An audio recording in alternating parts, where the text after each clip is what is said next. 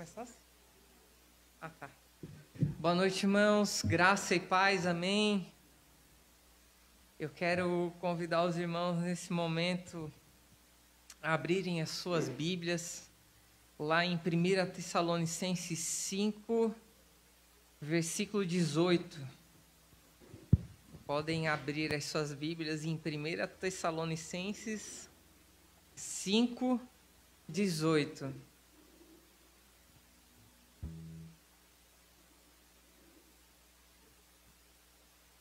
Primeira Tessalonicenses 5:18. Amém?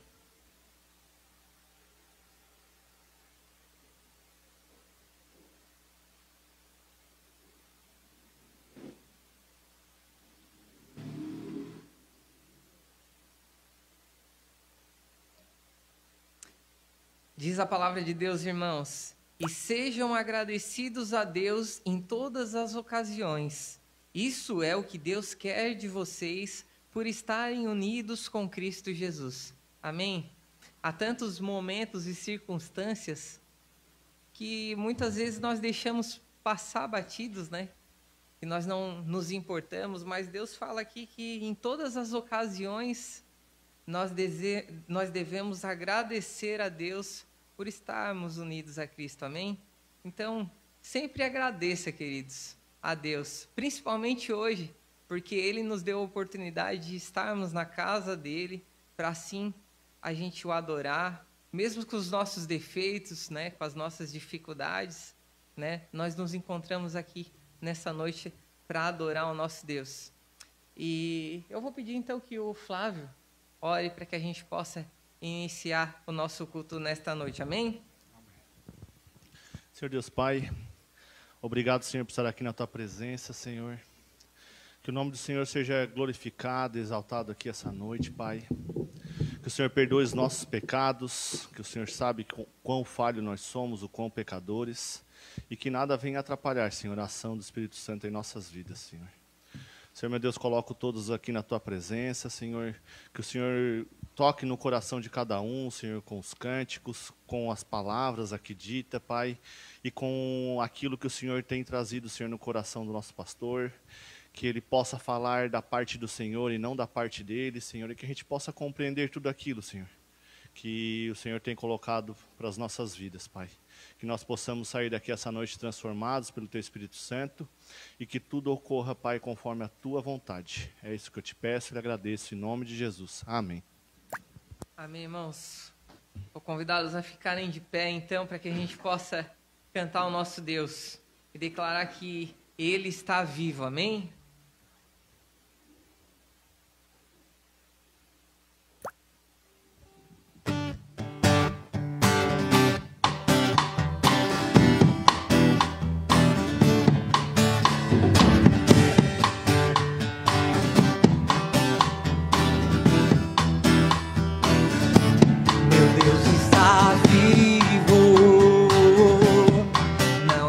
Pregado numa cruz, com as mãos estendidas está para aqueles que o amam. Meu Deus está vivo, foi morto, mas ressuscitou. Jesus, Tu és a luz, Tua esperança me conduz.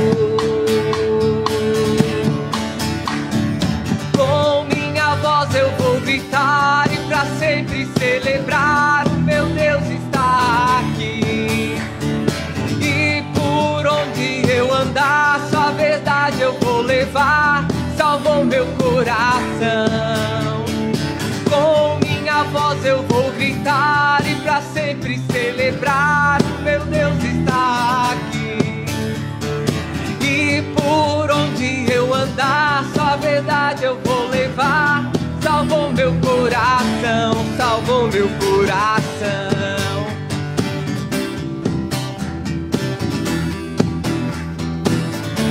Meu Deus está vivo, não está pregado numa cruz, com as mãos estendidas está para aqueles que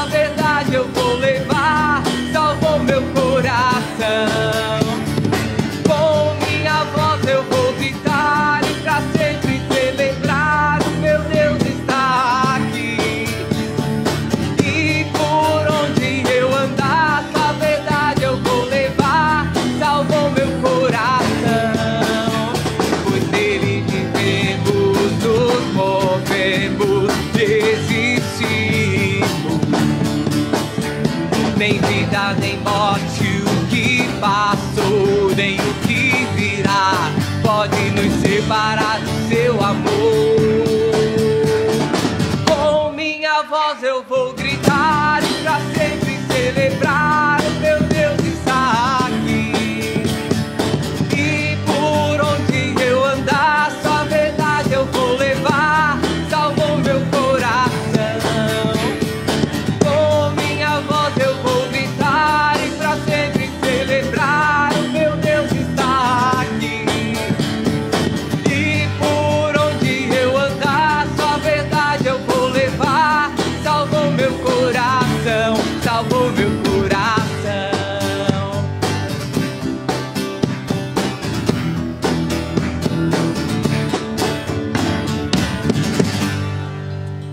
Amém. Graças a Deus que Ele salvou o nosso coração, nos redimiu dos nossos pecados e hoje nós temos liberdade de acesso diante dEle. Amém, queridos?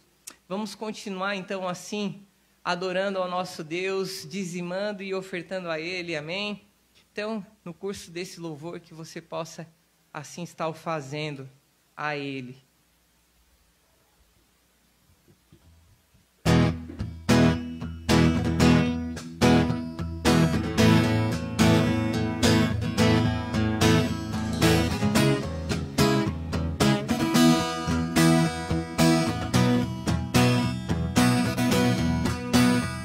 Grato por tudo que tenho,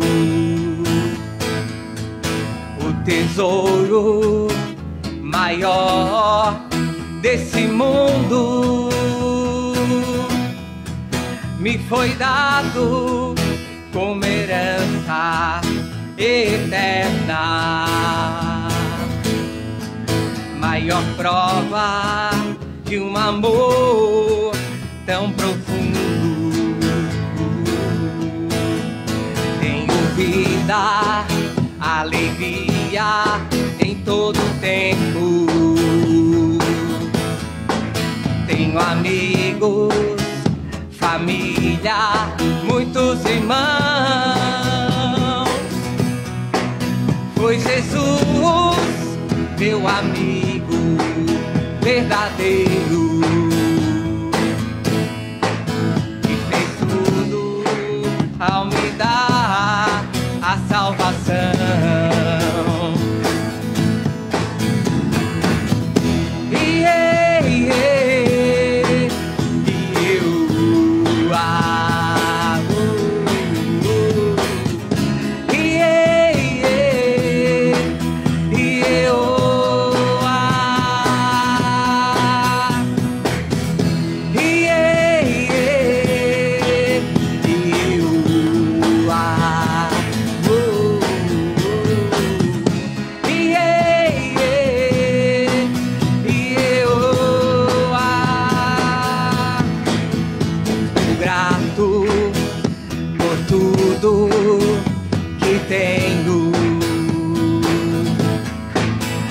Tesouro maior desse mundo me foi dado como herança eterna, maior prova de um amor tão profundo. A vida, alegria em todo tempo.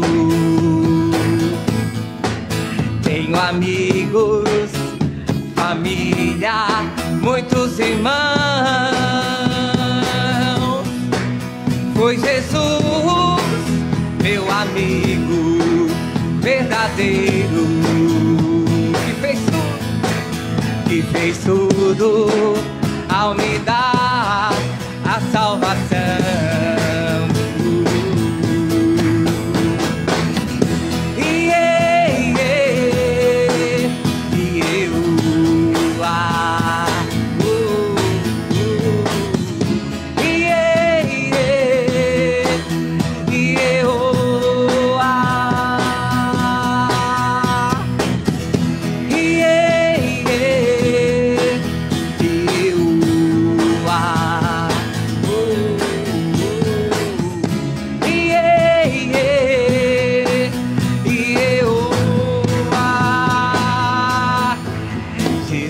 Cristo será sempre minha canção.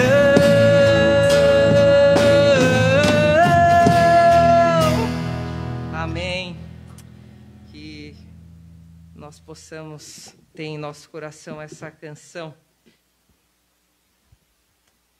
E nesse momento eu gostaria de convidar alguém que sentiu desejo no coração, então, para que possa louvar e agradecer a Deus por Ele ter nos dado esse privilégio de dizimar a Ele, de manter o ministério da obra dEle. Amém, queridos? Então, você que tiver esse desejo, possa sim por fazê-lo nesse momento. Amém?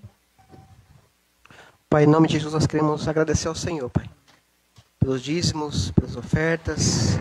Deus, peço que o Senhor possa abrir portas, Deus, aonde não há, porque o Senhor, Deus, é aquele que faz o impossível, Deus, na vida dos cristãos. E nós te louvamos, Deus, por cada bênção que o Senhor tem dado a cada um de nós, a cada família aqui representada, Pai, a tua igreja, de fato, a noiva do Senhor, Pai, as bênçãos que o Senhor tem derramado sobre nós. Obrigado, Deus, por essa noite, obrigado pelo teu cuidado, obrigado pelo teu amor, Deus, tão grandioso sobre nós, Deus. Nós te louvamos, Pai. Seja exaltado o Senhor, Deus, hoje à noite, nessa noite, por nossas vidas, pelo teu povo, o povo que adora o Senhor, Deus. E obrigado, Deus, porque podemos, Deus, contribuir, Deus, com uma parte daquilo que o Senhor nos dado. Na verdade, tudo é do Senhor, Pai. Tudo é do Senhor. E nós damos com alegria, Pai, aquilo que o Senhor tem nos dado. Louvado seja o Senhor nessa noite, em nome de Jesus. Amém.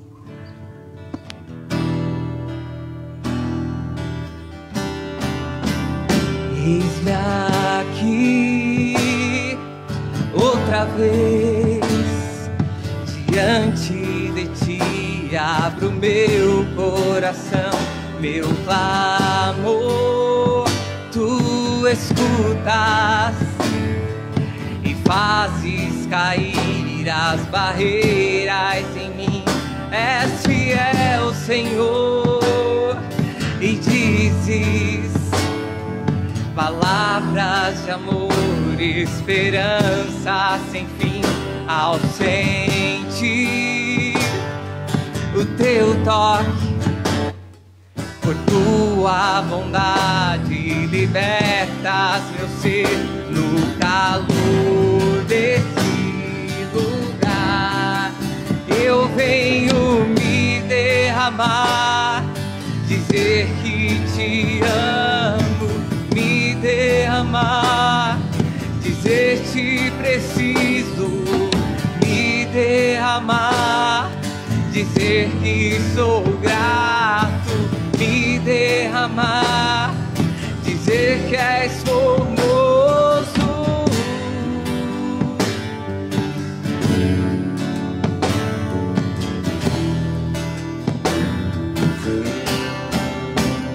Eis-me aqui outra vez diante de ti, abro meu coração, meu clamor, tu escutas e fazes cair as barreiras em mim. És fiel, Senhor, e dizes palavras de amor, esperança sem fim. Ao sentir o teu toque, por tua bondade libertas meu ser no calor desse lugar. Eu venho me derramar, dizer que te amo, me derramar, dizer te preciso, me derramar, dizer que sou grato, me derramar, dizer que és formoso, me derramar, dizer que te amo, me derramar, dizer te preciso, me derramar, dizer que sou grato, me derramar, dizer que és formoso. queremos te agradecer, Pai, porque em Ti nós sabemos que temos vida e liberdade, Senhor. Obrigado, Pai, pelo Teu sangue, pelo Teu sacrifício derramado naquela cruz, Senhor. Queremos pedir que o Senhor continue conduzindo, Deus, esse culto, Pai, que o Senhor possa estar, Deus, falando ao nosso coração com a Tua palavra, Deus. O Senhor possa estar, Deus, com, Deus, a campanha de missões que está sendo realizada, Deus, neste mês, Deus. Abençoa todos os ministérios da Tua igreja e o pastor que logo mais terá a palavra nessa noite, Deus. Em nome de Jesus, amém.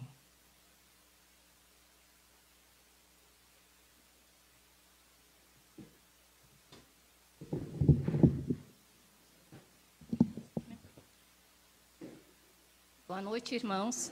Então, nós estamos com a campanha de missões nacionais, né? A gente sabe que a igreja nossa tem um alvo a cumprir com isso, né?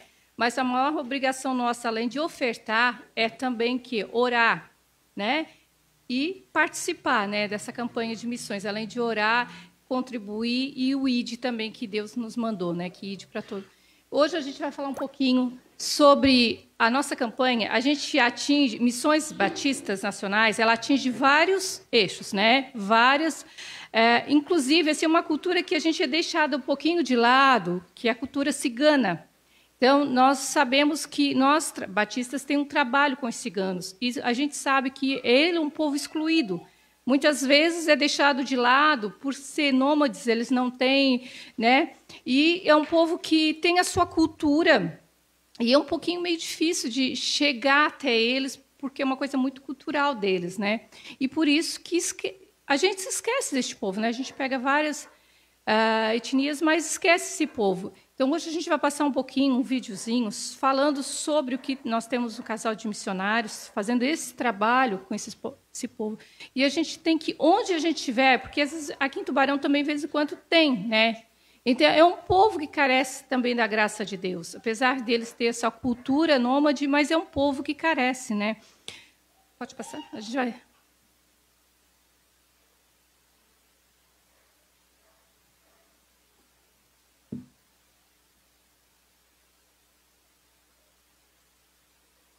Se eu te fizer uma pergunta, quem são os ciganos? O que você me responderia?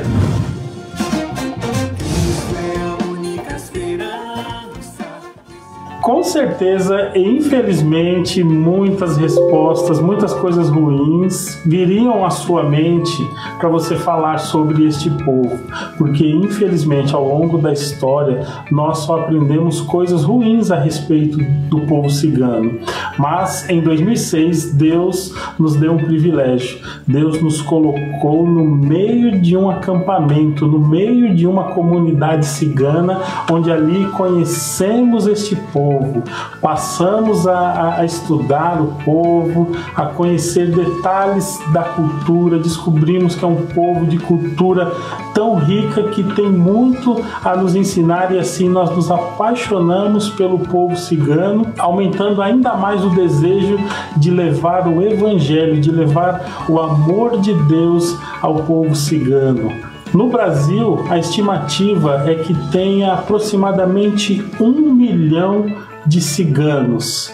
E nós estamos levando o evangelho para os ciganos. E nós queremos compartilhar o que Deus tem feito, um pouco do que Deus tem feito em meio a este povo. Muitos trabalhos estão sendo realizados em meio ao povo cigano.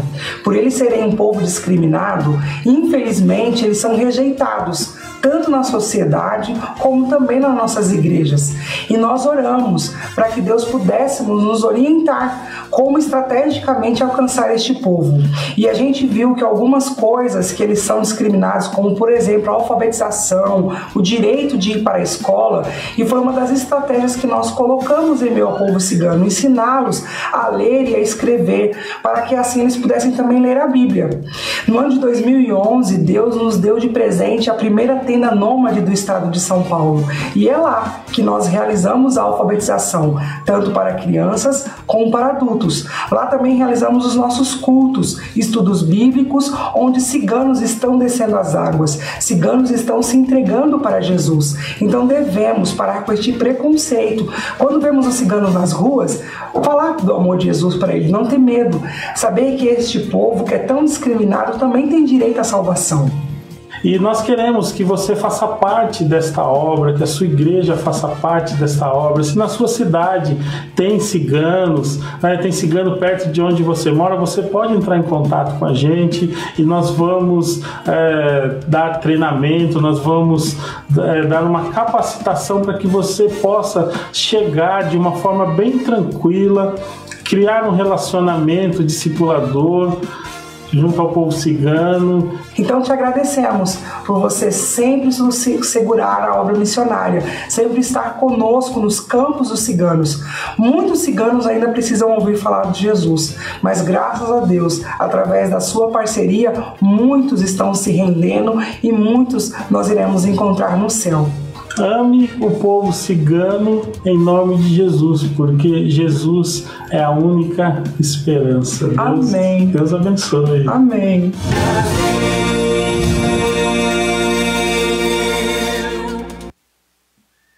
Amém, irmãos? Então, ame o povo cigano. Lembrando que a gente vai estar contribuindo para essa obra missionária, uma das muitas obras que as missões nacionais têm, né? Então, lembra que é um povo que é bem esquecido mesmo, né? Querendo ou não, a gente vê os indígenas, mas esquece dos ciganos. E é um povo que carece da graça e da misericórdia de Deus, assim como nós tivemos essa misericórdia que Deus também, né? Então, vamos ler a divisa aqui, para a gente não esquecer, na nossa obra aqui, né? A divisa aqui, ó. Atos 4:12, vamos ler? Em nenhum outro há salvação, porque também debaixo do céu nenhum outro nome há, dado entre os homens, pelo qual devemos ser salvos. Jesus Cristo. Amém por isso, né? Que Jesus Cristo é a única esperança, né? Não esqueça de contribuir. A gente tem ali os envelopes, tá? Próprio para missões. Qualquer coisa que você contribuir vai ser bênção, tá? E para a gente atingir o nosso alvo aqui da igreja, né? Amém, irmãos? Vamos orar e também vamos orar para as crianças que depois elas vão descer, tá? Senhor Deus Pai, Santo e Poderoso Deus, na Tua presença, Pai querido, amado, louvamos o Teu nome, Senhor, só Tu és digno de louvor, de adoração, não há outro Deus além de Ti, não há outro Deus tão grande como o nosso Deus, Pai. Senhor, Tu toca os nossos corações, Pai, para que a gente possa, Senhor Deus, estar entregando, Senhor, um pouco da nossa porção à Tua obra, Pai, que a gente não venha ficar acanhado sobre isso, porque Deus é que supre, Deus é poderoso, Deus nunca nos deixará, Senhor, nunca desamparará os seus, Pai. Isso a gente tem que confiar, que Deus possa tocar em cada coração, Senhor, Deus, que possa contribuir essa obra maravilhosa, Pai, porque eu sempre digo quanto vale uma vida, Senhor Deus. Ó, Pai amado, também te peço pela vida do pastor Gilmar e a Jade, sua esposa missionária, o trabalho que eles têm feito, Senhor Deus, ao longo dos anos com os ciganos, Pai, né? Sabe que o Senhor colocou no coração deles esse desejo, Pai, de ganhar essas vidas, Pai, e que mais irmãos se disponham, Senhor Deus, a trabalhar com esse povo, Senhor Deus, povo também, assim como nós estávamos perdidos, Senhor Deus, e todos merecem da graça de Deus. Também abençoe as crianças que vão descer, Senhor Deus, que o Senhor esteja com elas, tocando o coração delas, para que elas venham para aprender uma porção da Tua palavra, Senhor Deus. Abençoe também a palavra que se ministrada, Pai, abençoe o pastor, e que Tu aquieta os nossos corações, para que a gente possa estar prestando o devido culto ao Senhor e saindo aqui cheio do Teu Santo Espírito. Em nome de Jesus, amém. Amém. Pastor?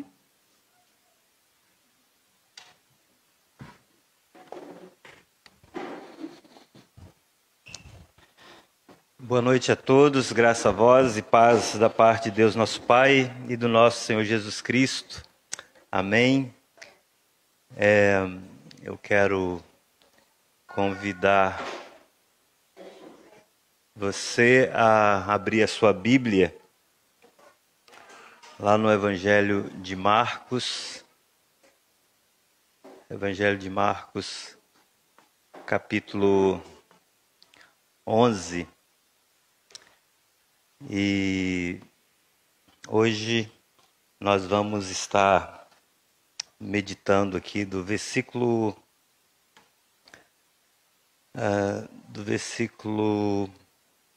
1 até o versículo 11. Marcos é o evangelho que nós estamos estudando. Deu um probleminha aqui técnico, deixe me verificar aqui.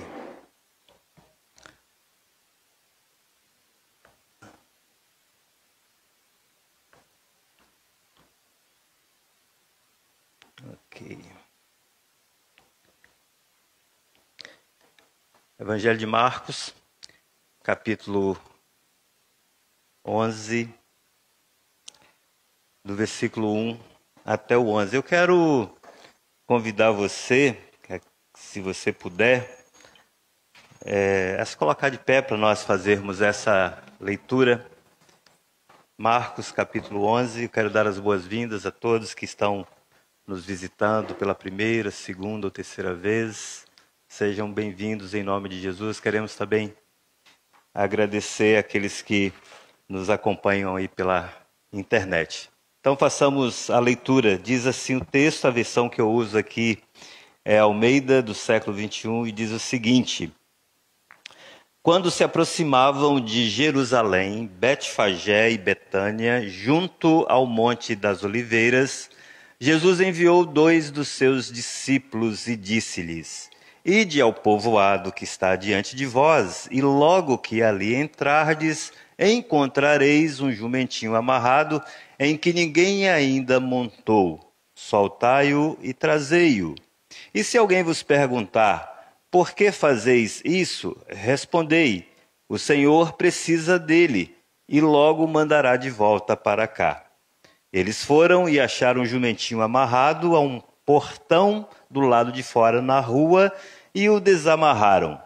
E alguns dos que ali estavam lhes perguntaram: que fazeis soltando o jumentinho? Eles responderam como Jesus lhes havia mandado e deixaram que o levassem. Então levaram o jumentinho a Jesus, lançaram sobre ele seus mantos e Jesus o montou. Muitos também estenderam seus mantos pelo caminho e outros ramos que haviam cortado nos campos. E tanto os que iam à frente dele como os que o seguiam exclamavam: Hosana, bendito que vem em nome do Senhor, bendito o reino que vem, o reino de nosso pai Davi, Hosana nas alturas. Jesus entrou em Jerusalém e foi ao templo. Tendo observado tudo em redor, como já era tarde, foi para Betânia com os 12. Vamos orar. Deus, nós queremos agradecer ao Senhor por este privilégio que temos de nos reunirmos, ó Deus, aqui neste lugar, como povo do Senhor, como assembleia dos santos, aqueles que o Senhor mesmo regenerou, aqueles que o Senhor mesmo comprou com o teu sangue. Nós queremos, ó Deus, nesta expressão de culto, estar mostrando, demonstrando, ó Deus, a nossa gratidão, o nosso louvor ao Senhor, pelo que o Senhor é, pelo que o Senhor fez nas nossas vidas, pelo que o Senhor ainda fará. Recebe, ó Deus, o nosso culto, a nossa adoração, os nossos cânticos, os nossos louvores, as nossas orações, ó Deus. E agora nós queremos entregar, ó Deus, a nossa mente, a nossa consciência, todo o nosso ser ao Senhor, para que o teu Espírito, ó Deus, possa subjugar a nossa mente, o nosso coração, a tua palavra, Deus. Ajuda-nos, Senhor, a entender de fato o que o Senhor quer nos falar nesta noite. Usa a mim, ó Deus, como instrumento para que o Senhor possa falar da maneira como convém falar e da maneira como bem lhe aprouver falar. É a oração que fazemos, agradecidos em nome de Jesus. Amém. Podem se assentar. Para aqueles que estão nos visitando, né, nós estamos pregando no Evangelho de Marcos, né? Nós começamos no capítulo 1, né? Desde o primeiro versículo, e agora nós estamos chegando mais para o final, né? Já passamos da metade, bem mais da metade, um terço quase, aliás, 2 terços, faltando apenas um terço se a gente dividir em 3 terços. Deixar essa conversa de texto de lado, que não fica nem legal, né, para um pastor estar falando de texto aqui. Bom, a partir desse momento, então, né, Marcos ele vai focar na última semana do ministério terreno de Jesus, né? Então, Marcos ele vai dedicar. Apesar, se você já tem algum conhecimento da Bíblia, dos Evangelhos, aí você vai perceber que nós temos 4 Evangelhos, né, dos quais 3 são chamados de sinópticos, né, que são os Evangelhos de Mateus, Marcos e Lucas, mas dentre todos os 4, o Evangelho de Marcos é o menor deles, né? Marcos tem apenas 16 capítulos, né? Enquanto Lucas tem 24 e Mateus tem 28. Mas, apesar de Marcos ser o menor dos evangelhos em termos de conteúdo, de capítulos, Marcos é o dos evangelistas que mais gasta tempo tratando a respeito da paixão de Cristo, da morte, da obra redentora, da obra que Jesus consumou lá na cruz do Calvário. Então, esse texto aqui inicia, ele precede, digamos assim, a semana, né, a última semana da vida de Jesus antes dele ir para a cruz. E os fatos que nós lemos aqui no início deste capítulo, né, eles vão acontecer, eles vão se desenrolar num período muito especial de uma festa instituída lá no Antigo Testamento, a festa da Páscoa, que na época de Jesus já tinha passado por algumas modificações, mas que ainda era cumprida rigorosamente pelos israelitas, pelos judeus, né? Então, nessa época da Páscoa, a cidade de Jerusalém, ela enchia de pessoas, né? Porque vinham pessoas de todas as partes do mundo, pessoas simpatizantes do judaísmo para ali. Era uma festa religiosa, né?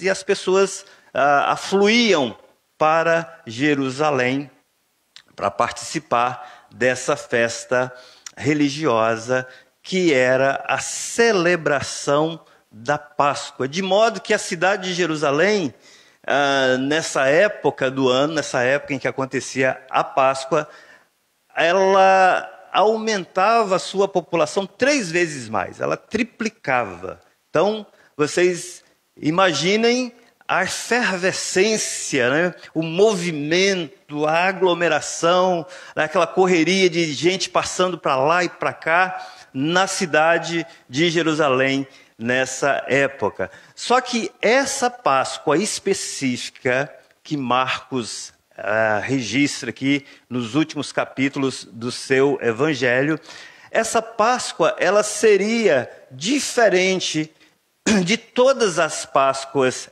Era uma festa que acontecia anualmente.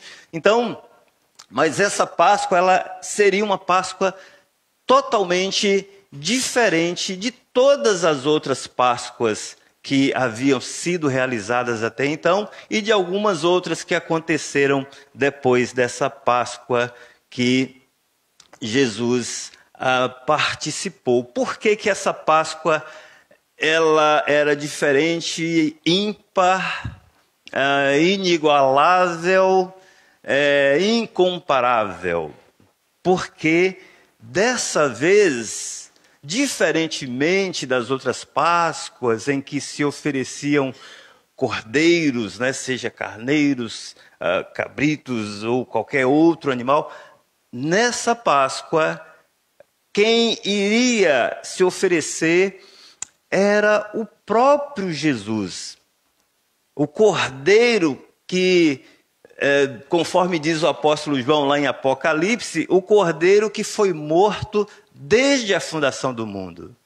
Então ele seria morto. Agora então o Cordeiro, Jesus Cristo, o Cordeiro de Deus, que tira o pecado do mundo, seria morto lá em Jerusalém. Seria morto no tempo e no espaço. Aquilo que fora falado, que fora planejado na eternidade, né, de maneira que o Apocalipse fala que o Cordeiro foi morto desde a fundação do mundo. Agora isso iria acontecer no tempo e no espaço. Quando a gente diz que isso iria acontecer, e aconteceu, a gente está acompanhando a linha do tempo aqui, né? Isso aconteceu, isso foi um evento histórico, né? Não é uma história inventada, né? Não é uma parábola, não é nada disso, realmente são fatos que aconteceram no tempo e no espaço. E se um de nós, ou qualquer, se nós estivéssemos lá, né, se nós tivéssemos vivido naquela época, e se nós habitássemos naquela região, nós poderíamos ter contemplado, nós poderíamos ter testemunhado essa história. E o próprio apóstolo Paulo, mais tarde, ele vai escrever, né, lá em 1 Coríntios 5, 7, a parte final do versículo, ele fala que Cristo, o nosso Cordeiro da Páscoa, já foi sacrificado. É claro que Paulo está diante do evento que aconteceu aqui em Marcos. Então, assim, para a gente entender melhor, pelo menos para a gente fazer uma exposição, digamos assim, e ser um pouquinho mais didático, para você acompanhar as ideias, o raciocínio, a gente vai fazer do seguinte modo: a gente vai dividir a nossa mensagem hoje em três sessões, digamos assim. No primeiro momento, a gente vai falar sobre as ações de Jesus, né? A segunda parte, a gente vai falar sobre a reação desse povo, dessa multidão que estava acompanhando essa caravana junto ali com os discípulos de Jesus. E na terceira parte a gente vai fazer algumas reflexões e algumas aplicações para a nossa vida. Saber o que esse texto tem a ver conosco hoje, aqui e agora. Então, voltando aqui para o nosso texto, você pode manter a sua Bíblia aberta se você quiser. É importante até que você mantenha a sua Bíblia e sempre esteja com os olhos ligados, né? Um olho no pastor e o outro olho na Bíblia, tá? Então Marcos, ele inicia esse capítulo 11 com coordenadas muito descritivas, né? Ele mostra detalhes muito peculiares que não é muito, digamos assim, do estilo de Marcos. Geralmente, Marcos ele é mais genérico na exposição das suas narrativas, na exposição dos fatos. Mas quando a gente olha aqui para o versículo 1, você vai se deparar com pelo menos em termos de localidade, Marcos ele faz questão de deixar bem claro para os seus leitores que eles se aproximavam, quem se aproximavam? Jesus e mais uma multidão de peregrinos que estavam indo para Jerusalém, para essa festa religiosa chamada Páscoa.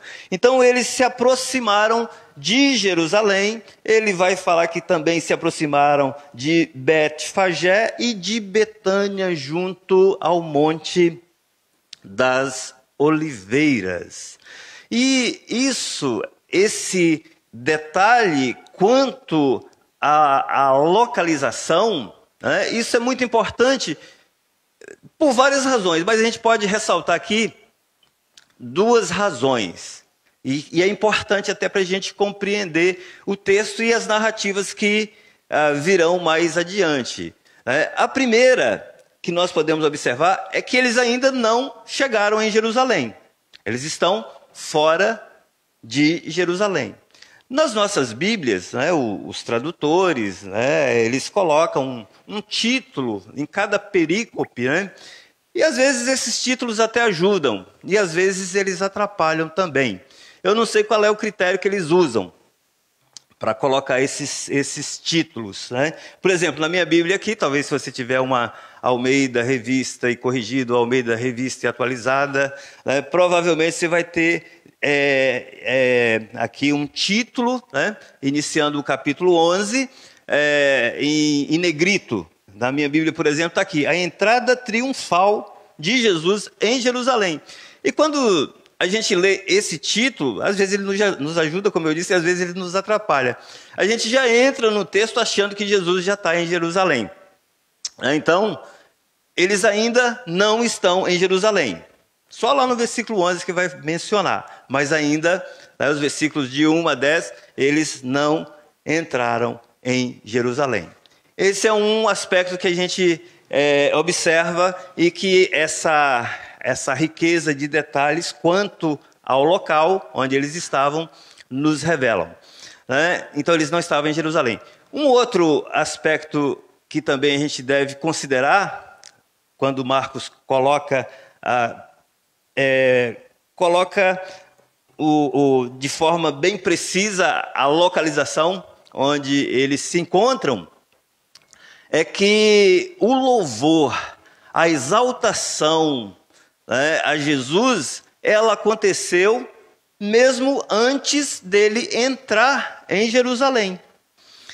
Então, quando a gente observa esses fatos, a gente pode inferir que nós vamos ter duas multidões que participam desse momento, desse movimento de Jesus em Jerusalém. Essa multidão que antes de entrar em Jerusalém clamam e exclamam a Jesus: Hosana, bendito que vem em nome do Senhor, que expressam a sua adoração, o louvor ao Senhor, e uma outra multidão que mais tarde lá em Jerusalém vai gritar: crucifica-o, crucifica-o, crucifica-o. Então, esses detalhes a respeito do lugar nos dão essa percepção do que está acontecendo exatamente. E o texto prossegue, Marcos prossegue aqui na sua narrativa, no versículo 2, dizendo que, na verdade, ele fala para dois de seus discípulos irem ao povoado, provavelmente essa vilazinha chamada Betfagé, que não ficava muito longe de Jerusalém, nem Betfagé, nem Betânia, as duas ficavam bem próximas. Então, Jesus envia dois dos seus discípulos para essa aldeia para buscar um jumentinho, para que ele pudesse montar nesse jumentinho e ir até Jerusalém. Vamos ler os versículos 2 e 3 para você captar bem a ideia. Olha aí na sua Bíblia, versículos 2 e 3. Na minha diz assim: e disse-lhes, Jesus está falando com dois dos discípulos. Ele tinha 12 mais próximo dele, além da multidão, mas ele chamou dois desses 12, que a gente não sabe quem é. E aí Jesus fala assim: olha, ide ao povoado que está adiante de vós, e logo que ali entrardes, encontrareis um jumentinho amarrado, em que ninguém ainda montou. Soltai-o e trazei-o. E se alguém vos perguntar: por que fazeis isto? Respondei: o Senhor precisa dele, e logo o mandará de volta para cá. Então esses versículos, eles revelam que as ações de Jesus não são ações aleatórias, Não é como se Jesus estivesse ali naquela caminhada com os discípulos e aquela multidão, eles chegaram ali próximo dessas vilas, né, digamos, próximo ali perto do Monte das Oliveiras, e de repente eles estivessem conversando, e Jesus fala assim, puxa vida, que bom, né, se a gente tivesse um cavalinho, um jumentinho, para a gente entrar lá em Jerusalém. Não, não é nada disso, né? A gente não sabe se Jesus aqui, ele usou os poderes miraculosos, as prerrogativas divinas para organizar todo esse evento, né? Ou se no momento anterior Jesus tenha passado nessa vila, né? E de repente ele tenha conversado com esses homens, tenha conversado com o dono do jumento. Assim, isso também não é tão importante, né? O que importa para nós mesmos aqui, para nossa reflexão, é que o ponto é esse: as ações de Jesus, os atos de Jesus não são atos aleatórios, atos que acontecem por obra do acaso. Aliás, né, nós não cremos em obra do acaso. Nós que cremos em Deus, nós cremos na soberania de Deus. Nós cremos na providência divina. Não cremos em obra do acaso. Quem cria e quem crê nisso é porque crê em alguma divindade que não é Deus coisíssima nenhuma, que não tem nenhum controle, nenhum poder sobre o universo. Não é assim com o nosso Deus. O Deus que nós cremos, o Deus que se revela nas Escrituras, o Deus que se revela de forma suprema na pessoa de Jesus, é aquele Deus soberano, Senhor dos céus e da terra, aquele Deus que tem as nações na palma da sua mão. Na verdade, o profeta Isaías fala isso, né? Que as nações todas são como gotas de água num balde.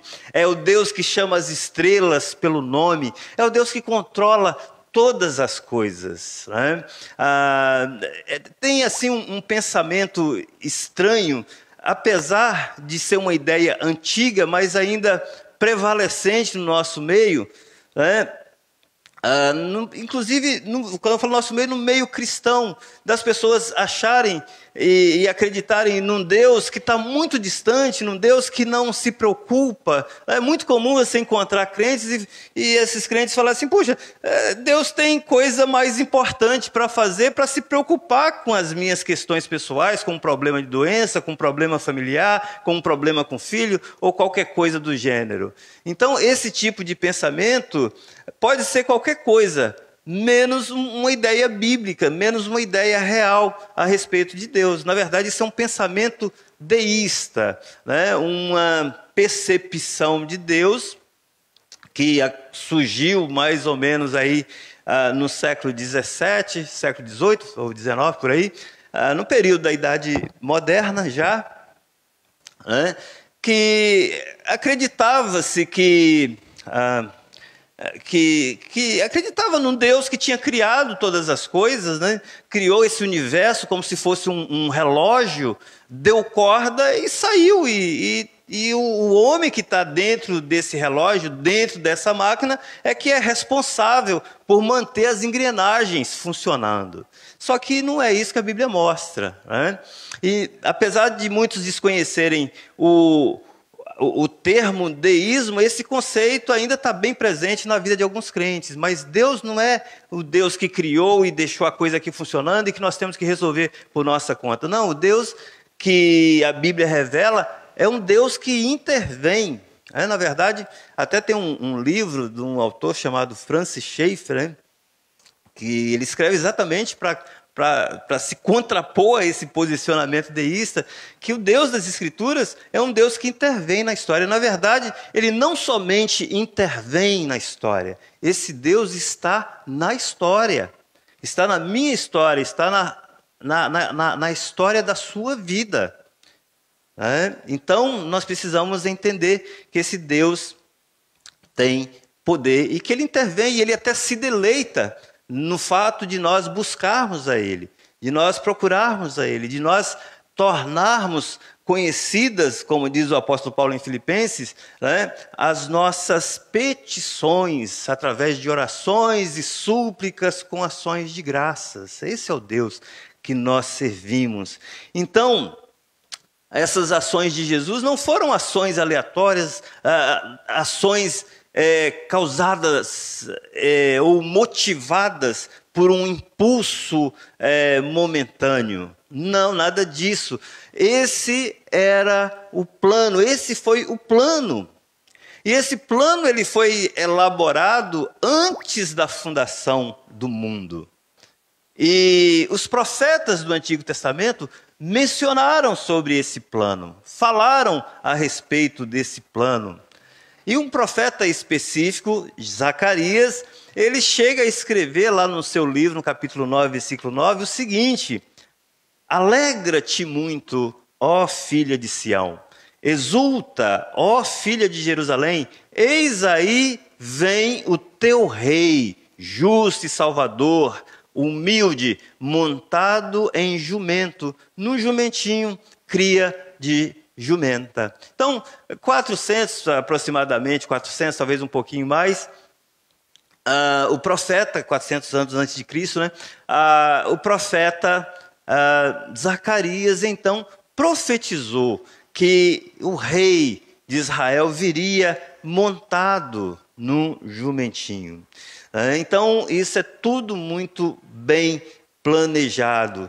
E quando a gente olha aqui para as palavras de Jesus, quando ele diz assim, logo, no versículo 2, logo, a parte B, logo que ali entrardes, encontrareis um jumentinho amarrado, em que ninguém ainda montou. Soltai-o, trazei-o. Então, Jesus, ele dá orientações específicas ali para os discípulos. Ele até fala, né, se eles fossem questionados, perguntados por alguém por que eles estavam fazendo, Jesus os orienta como eles deveriam também responder. E aí, Jesus falou, se alguém perguntar por que vocês estão fazendo isso, fala assim, o Senhor precisa deles. Só fala isso. Não precisa ficar explicando, apenas fala isso. O Senhor precisa deles.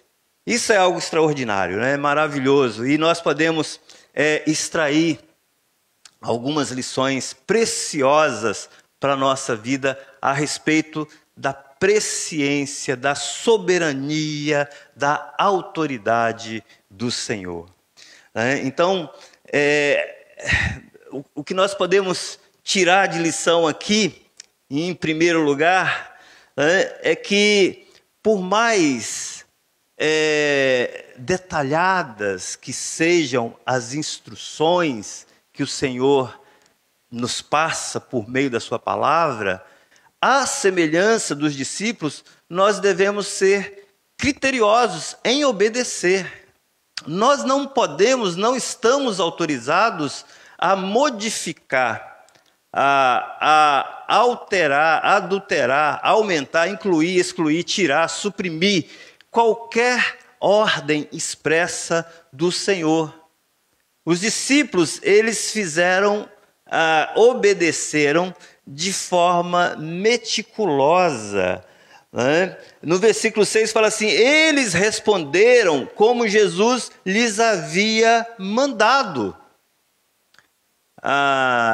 Então os discípulos obedeceram os detalhes, eles fizeram exatamente como Jesus tinha ordenado. E aí vem a pergunta, e se eles não tivessem feito como Jesus havia ordenado? Né? Será que os planos teriam sucedido da maneira como sucederam? Não sabemos, né? Não temos como sabê-lo. A gente pode apenas conjecturar. Mas eu acho que não. Porque quando nós desobedecemos a Deus, não é que nós vamos frustrar os planos do Senhor. Deus é soberano.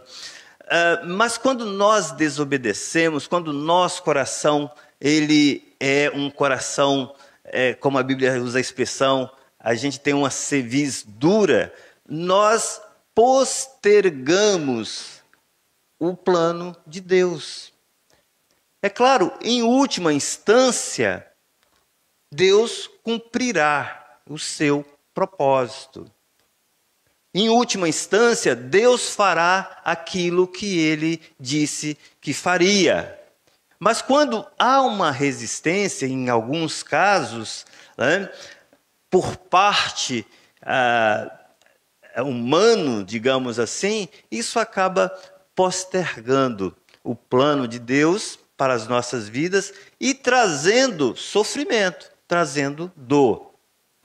Então nós precisamos, irmãos e irmãs, né, nós precisamos obedecer ao Senhor. Obedecer como esses 2 discípulos obedeceram, de forma meticulosa, obedecer os detalhes, fazer conforme o Senhor mandou. É isso que nós precisamos fazer. Nós precisamos entender que Deus é o nosso Criador e Ele tem o direito de estabelecer como que deve ser as coisas. Ele tem o direito, por Ele ser o nosso Criador, Ele tem o direito de determinar aquilo que nós devemos fazer. E nós, como criaturas, nós devemos ser gratos a Deus por isso e nos deleitarmos em obedecer ao Senhor. Os discípulos, nesse ponto, eles foram obedientes. Então, esse é o nosso primeiro ponto. Eu vou pular aqui para o próximo, aqui para a gente não gastar muito tempo. Vou dar uma puladinha aqui por causa do nosso tempo. Mas, então, aqui nesse momento aqui, os versículos, a gente vai observar o quadro que Marcos pinta. É assim, cada evangelista, os autores dos evangelhos, eles pegam os fatos, os eventos a respeito da vida de Jesus e eles fazem uma aplicação, digamos assim, teológica. Então, Marcos aqui, ele está pintando um quadro apresentando Jesus como o rei. Ele está mostrando a realeza de Jesus. E assim, em outros momentos no ministério de Jesus, Jesus ele não... ele até queria que ficasse um pouco, as ações dele ficassem um pouco na obscuridade. Alguns momentos ele até proibiu de que se divulgasse, porque ainda não era o momento. Não era o momento de se divulgar e proclamar que ele era de fato o Messias. Só que agora, nesse momento, não. Quando Jesus fala para eles buscarem esse animalzinho, para ele montar, Jesus ele não rejeita. Porque esse é um outro momento, é o momento da realeza. A gente vai ver nos evangelhos, Jesus, na maioria do tempo, andando a pé. Em alguns momentos, ele sentou num barquinho ali para ensinar os discípulos, mas agora não. Agora Jesus, ele quer esse jumentinho. Tem muita coisa que nós poderíamos falar desse jumentinho. Na verdade, se você ler o texto aqui, você vai ver que esse jumentinho ele é repetido várias vezes. Mas essa ideia de um rei montar num jumento, numa mula ou num burro, isso já é um negócio, já era uma prática, digamos assim, nos tempos bíblicos. Tem até uma história que está lá no livro de Esther, né? Depois você pode ler o livro de Esther, é uma boa leitura, uma boa opção de leitura, em que o rei Assuero, ou o rei Xerxes, ele chega para Amã, se não me engano, é Amã, e pergunta para Amã. Amã era uma espécie de primeiro-ministro, era o segundo homem, era o braço direito do poderoso imperador da Pérsia. E então o rei Assuero chega e pergunta para Amã: Amã, o que a gente faz para um homem cuja honra o rei deseja honrar?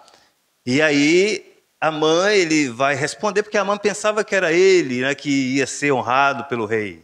Não era ele, era Mardoqueu. Mas ele pensou que era ele, então ele deu as orientações para o rei e falou assim: olha, rei, é o seguinte, o senhor deseja honrar esse homem, então o senhor pegue lá aquela mula que é consagrada. Não é um animal qualquer, não é um animal para carregar carga, para carregar peso, mas é um animal consagrado, separado para um propósito específico. Então, Amã falou: pegue lá essa mula que o rei costuma montar, e então coloque esse homem sobre essa mula e peça que o funcionário mais importante do rei pegue essa mula com esse homem que o rei deseja honrar e passeie pela cidade, esteja e grite e clame, fala: assim se faz ao homem cuja honra deseja o rei honrar. Então, esse animal, esse jumentinho, era consagrado para esse momento. Tanto é que o texto deixa bem claro no versículo 2 que era um animal em que ninguém ainda havia montado, era um animal separado. E então eles fazem tudo conforme Jesus pega, e em seguida eles colocam ali as suas roupas, as suas vestes sobre o jumento. Jesus monta nesse jumento e as pessoas dessa multidão jogam também as suas roupas pelo chão. E então eles começam a clamar: Hosana, bendito que vem em nome do Senhor, Hosana. E Hosana significa salva-nos agora. E eles também fazem uma proclamação do reino. Eles aclamam no versículo 10, falam assim: bendito o rei que vem, o reino de nosso pai Davi, Hosana nas alturas. O único problema dessa multidão aqui, junto com os discípulos, é que, embora todas essas ações de Jesus o coloquem como rei, essas ações de Jesus são mal interpretadas pelos discípulos e por essa multidão. E aqui a gente entra na segunda parte da nossa mensagem, que é a reação dessa multidão. A gente percebe nos versículos 8, de 8 a 10, que essa multidão está muito animada, ela está muito empolgada, ela está alvissareira, ela está assim, apaixonada. E nós vimos que os discípulos colocaram uma sela com as roupas e essa multidão jogou as roupas pelo chão. Por que eles fizeram isso? Por que esses discípulos e essa multidão tiveram essa reação? Porque havia muitas evidências de que Jesus de fato era o Messias. A própria reação dessa multidão é um testemunho forte de que eles entenderam que Jesus era o Messias, era o Cristo.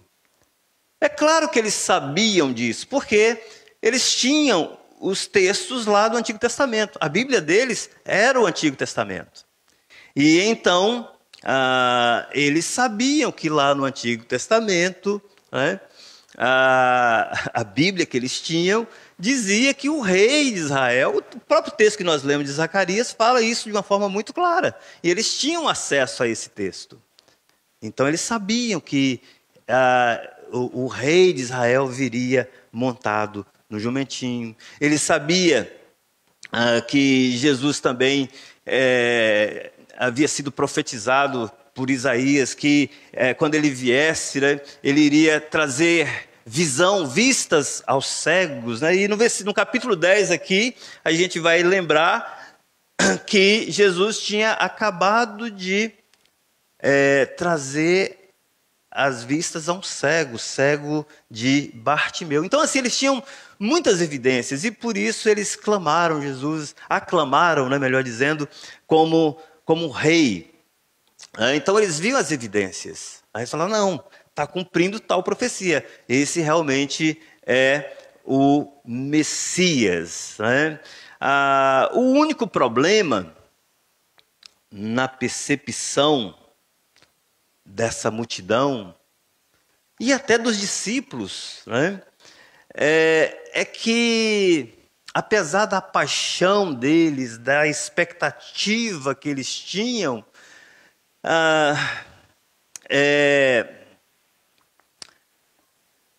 a percepção deles era equivocada. E por isso, a expectativa deles foi também frustrada. Eles não compreendiam bem a natureza do Messias. Né? Jesus está cumprindo as profecias que eles imaginam? Sim. Né? E por isso eles estão entusiasmados. Por isso eles estão apaixonados. Mas eles ainda não entendiam o que Jesus veio fazer. Né? Quando a gente lê o Marcos, por exemplo, né, desde lá no capítulo 8, né, Marcos vai registrar que Jesus fala com os discípulos que era necessário que o Filho do Homem sofresse muitas coisas, fosse rejeitado pelos religiosos, pelos principais sacerdotes, isso lá no capítulo 8.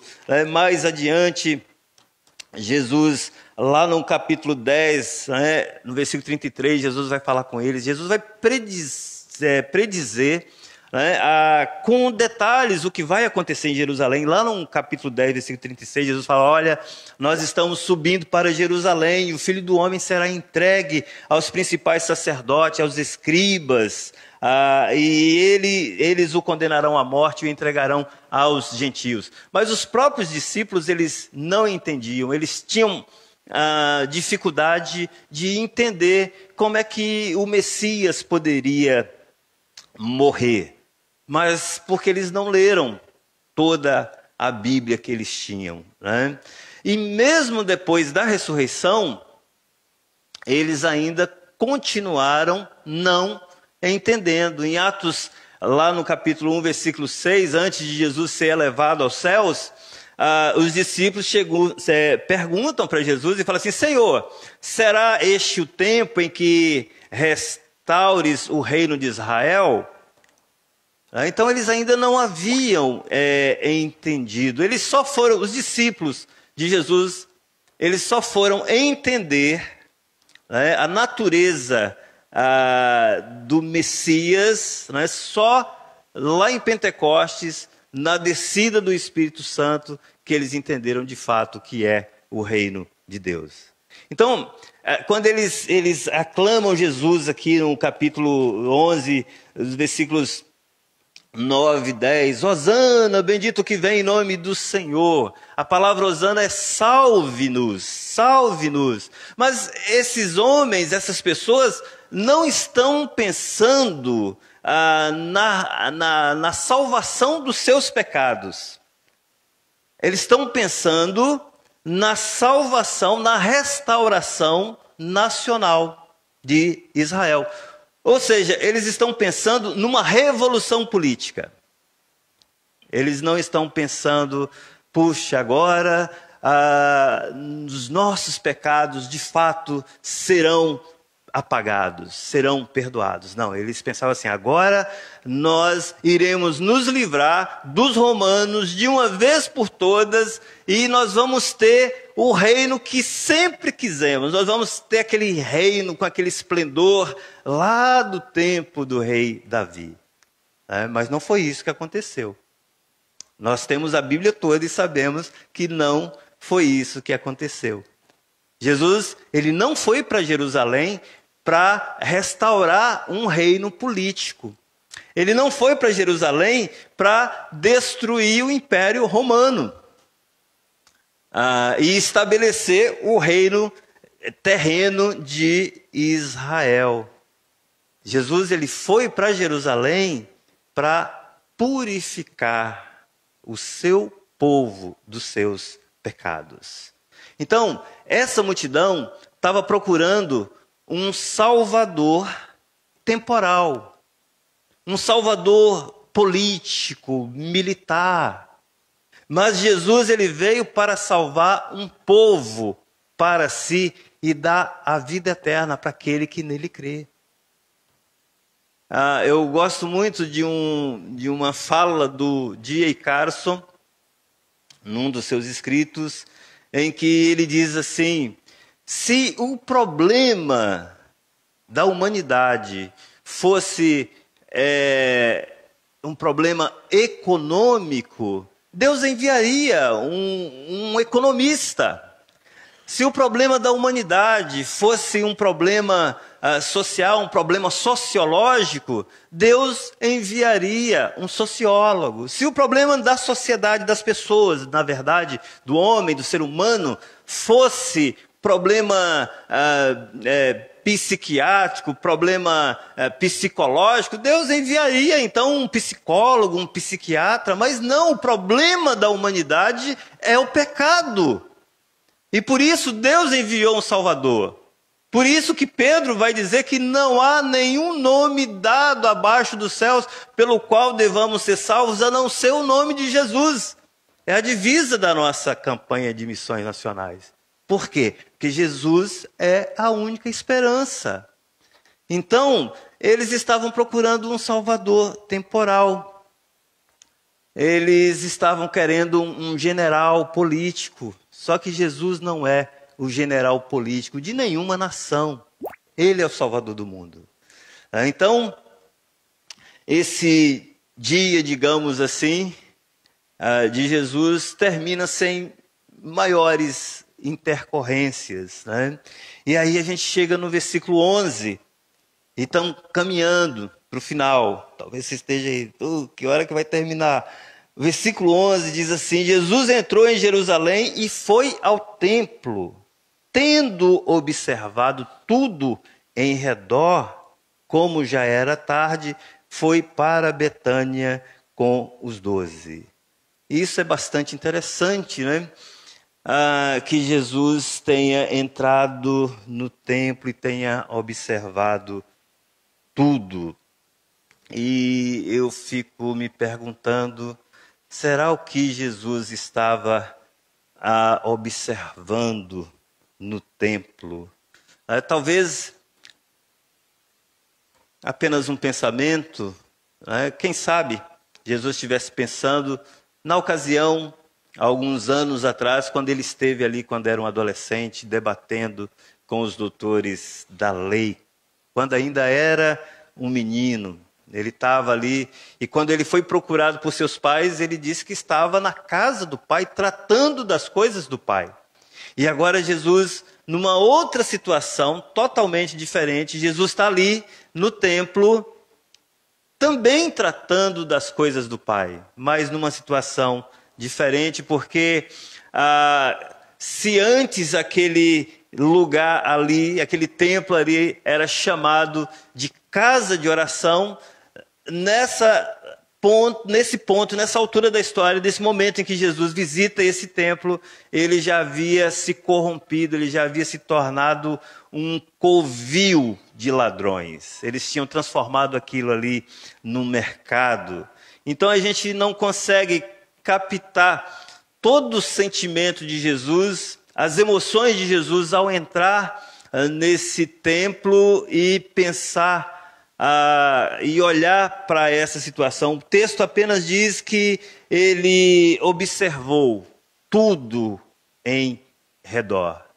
E ele viu um lugar que era um lugar de adoração, A gente pode falar isso com base em outras passagens, não aqui em Marcos, mas podemos afirmar que ele viu um lugar que era um lugar de adoração, de oração, sendo convertido num mercado, num comércio. E certamente isso não deve ter agradado ao Senhor. E eu quero concluir fazendo algumas reflexões e aplicações aqui desse texto, dessa passagem para a nossa vida. E o primeiro ponto da nossa reflexão, primeiro momento, digamos assim, é a respeito do que a Bíblia diz, né? Talvez para muitos de nós aqui, né, pode soar uma coisa assim, nada profunda, falar sobre a Bíblia, da importância do que a Bíblia diz. Talvez falar a respeito da Bíblia, do que a Bíblia e da importância do que a Bíblia diz, talvez não seja nada profundo, e nada de novo, porque a gente bate nessa tecla repetidas vezes. Só que é exatamente por ser algo vital, de grande importância, que a gente tem que repetir, né? Falar a respeito da palavra de Deus, da Bíblia, da gente obedecer a palavra de Deus. A gente tem que ter cuidado para não pensar automaticamente que só porque alguém de repente é apaixonado, né? Essa palavra, essa expressão, esse adjetivo é muito usado hoje no meio cristão evangélico, nos arraiais evangélicos. Você tem que ser apaixonado por Jesus. Essa multidão aqui, ela era apaixonada por Jesus. E ela até citava as Escrituras, né, demonstrando essa paixão, mas essa multidão estava equivocada. Então, cuidado com alguns apaixonados por Jesus que citam as Escrituras. Essas pessoas, elas podem estar apaixonadamente equivocadas, né? Então, nós precisamos ter cuidado, né? Nós não devemos confundir animamento apaixonado com avivamento. Avivamento, ele nos leva a quebrantamento, a contrição, a tristeza de espírito, a choro pelos nossos pecados, quando o Espírito Santo de Deus, usando a palavra de Deus, mostra as mazelas do nosso coração. Então, o que é importante para nós, como discípulos de Jesus, não é o que fulano de tal ou Beltrano diz sobre a Bíblia. O importante não é a opinião de fulano de tal sobre a Bíblia, ou a minha opinião sobre a Bíblia, ou a tua opinião sobre a Bíblia. Isso é o que menos importa. O importante, sabe o que é? É o que a Bíblia diz. O importante é o que a Bíblia diz. Quando a Bíblia é exposta, a pergunta que nós devemos fazer é o seguinte: o que a Bíblia diz? O que a palavra de Deus diz? Essa deve ser a nossa abordagem, né? Até de manhã eu falei que eu ganhei uma Bíblia, a Almeida do século XXI, a Bíblia que foi lançada agora, muito excelente, né? Eu acho que os comentários são do R6 Pro. E tem comentários valiosos, mas se eu deixar de olhar para o texto bíblico e olhar para aqueles comentários, eu estou perdendo, né? Então, a gente precisa amar as Escrituras, se deleitar nas Escrituras sagradas, né? Então, o problema hoje é o seguinte, é que a gente tem muitos especialistas, né? E a gente tem a tendência de procurar um especialista para tudo. E os chamados especialistas, que às vezes se formam se especializam em uma área, eles se veem na autoridade, na prerrogativa de ensinar, de falar sobre qualquer coisa como se fosse autoridade. Não é à toa que hoje a gente tem aí jornalista falando de medicina, médico falando de política, político falando de medicina, e é uma confusão. Nós precisamos parar de ouvir especialistas. Nós precisamos ouvir a palavra de Deus. Precisamos ouvir o que Deus diz sobre determinado assunto, sobre determinadas coisas. É isso que nós devemos perseguir. Então, nós devemos nos preocupar com o que a Bíblia diz.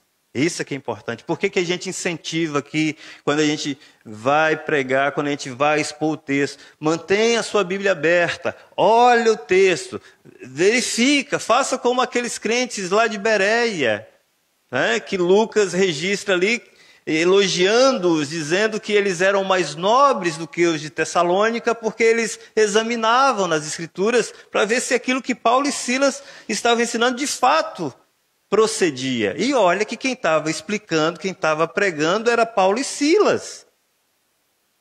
Então nós precisamos, não adianta você ficar acreditando no que essas personalidades dizem. Olha para as Escrituras. Leiam as Escrituras. Procurem saber o que as Escrituras... Receba de primeira mão aquilo que Deus quer falar com você. Não o que os outros dizem. Então, devemos nos preocupar com o que a Bíblia diz. A segunda coisa que eu anotei aqui da nossa reflexão é que eu acredito que a razão pela qual essas pessoas aqui, essa multidão, e até os discípulos de Jesus que caminharam com ele ali durante 3 anos aproximadamente, a razão dessas pessoas estarem confusas é porque elas eram muito seletivas na sua leitura.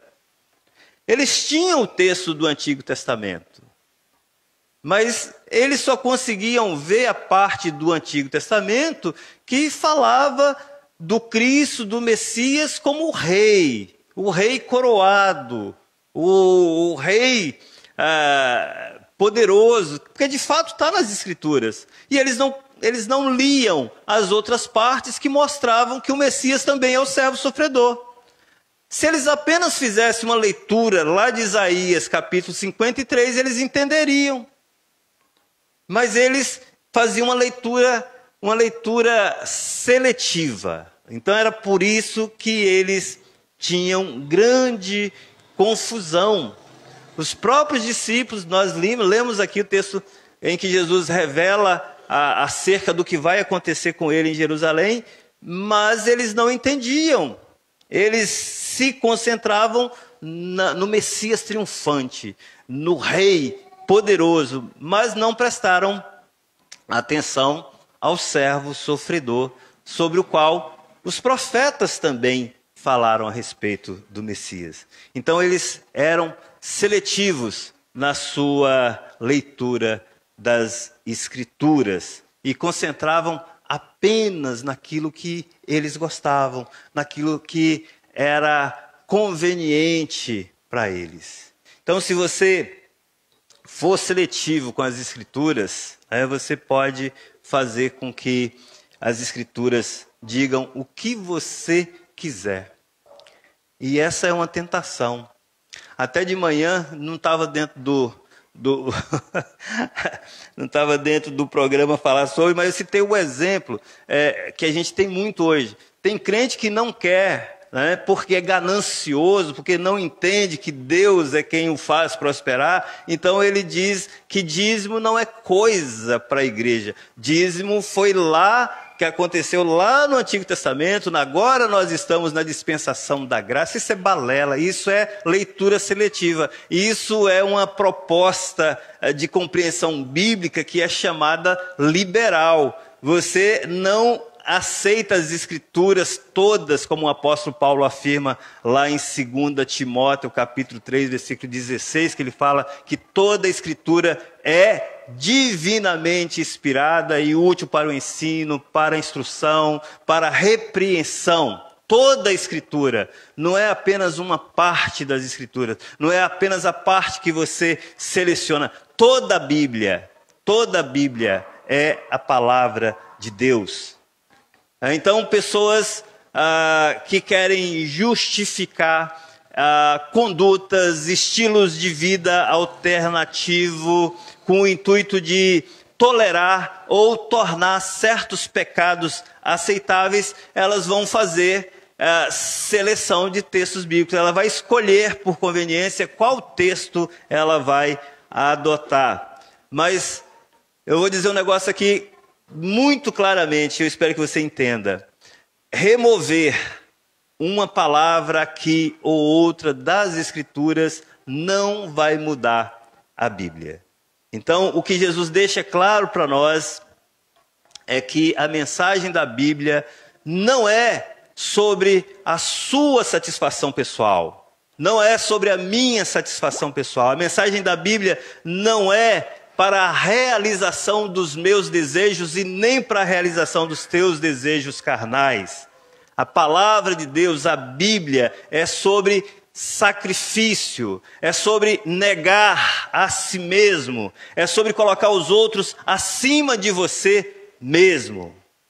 E você, e nem eu, e nenhum de nós pode selecionar, escolher quais partes da Bíblia nós vamos manter, ou quais partes da Bíblia nós vamos gostar ou prestar atenção.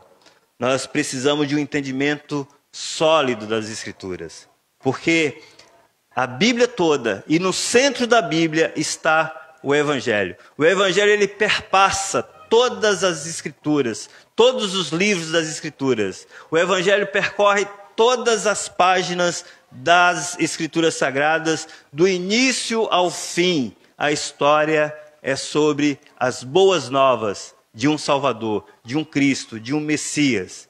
E se nós falharmos em manter o Evangelho no centro do nosso pensamento, no centro da nossa oração, no centro da nossa vida, nós podemos cair nessa categoria de pessoas apaixonadas por Cristo, esperançosas até, porém confusas, exatamente como essas pessoas nos dias de Jesus.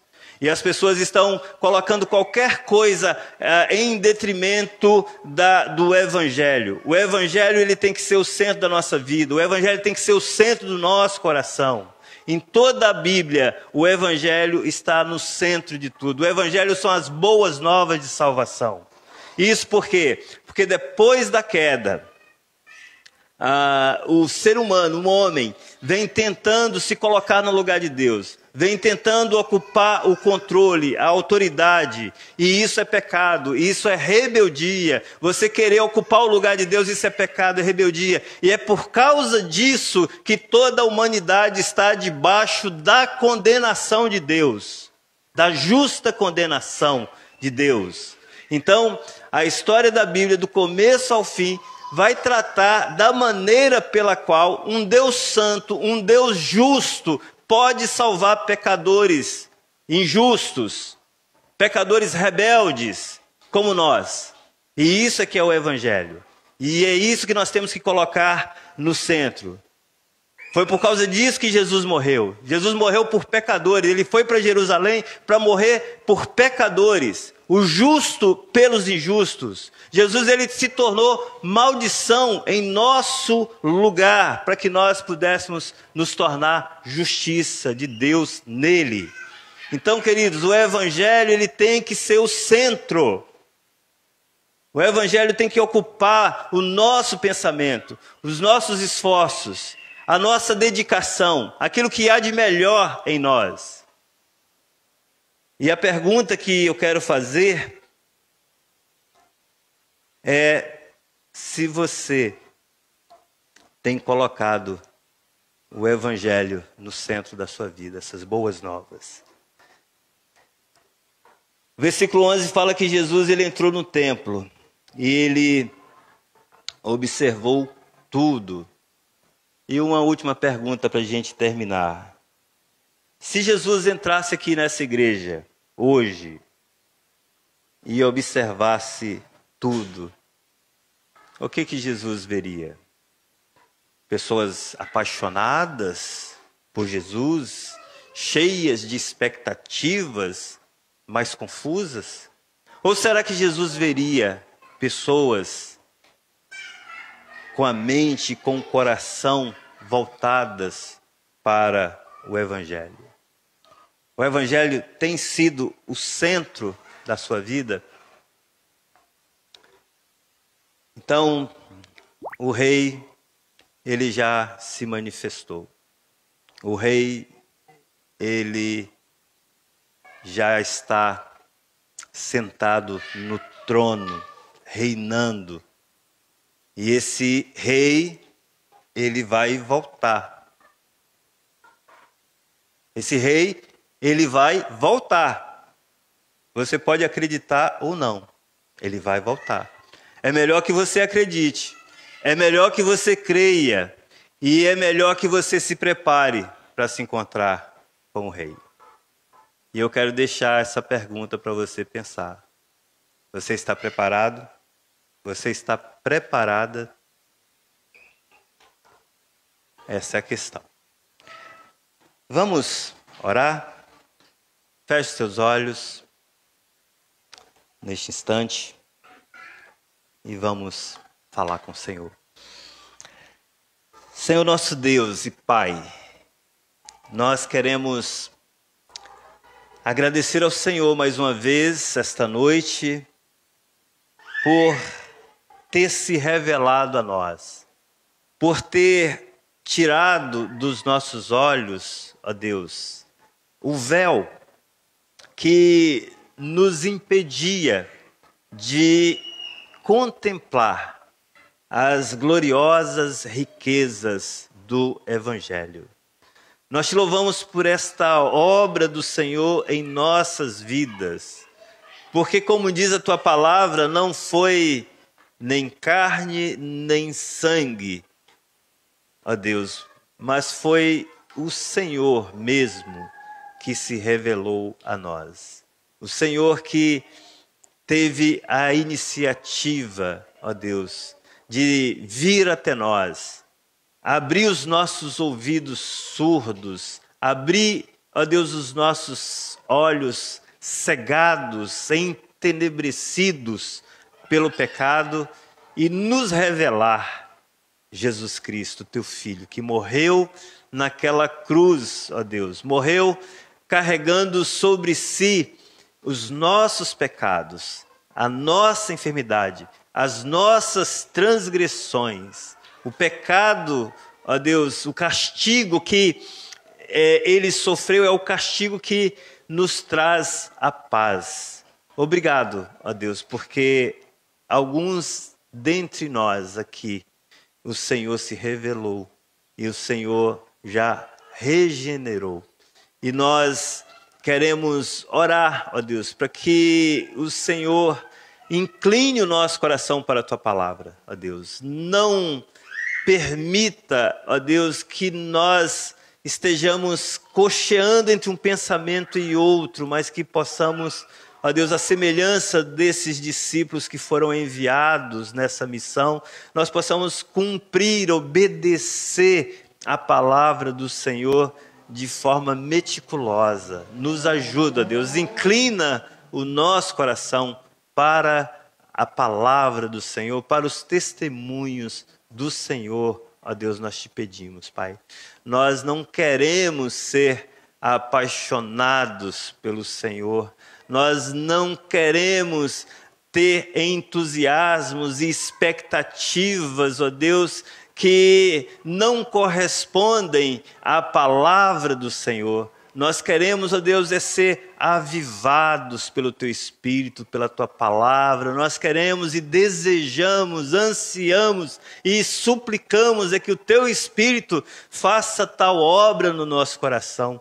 Ó Deus, de maneira que nós sejamos transformados, de maneira que o nosso coração seja quebrantado, que o Senhor mostre, revela, ó Deus, as profundidades do nosso coração, aquilo que está lá no âmago, aquilo que, ó Deus, é feio, que ofende a santidade do Senhor, mas que nós mesmos não conseguimos perceber, dada a nossa ignorância acerca do nosso próprio coração. Ó Deus, e quando o Senhor nos mostrar a maldade, a malignidade que há no nosso coração, que o Senhor nos leve a nos curvar diante de Cristo Jesus, a olhar para a cruz de Cristo, onde nós recebemos perdão, onde nós recebemos a purificação, ó Deus.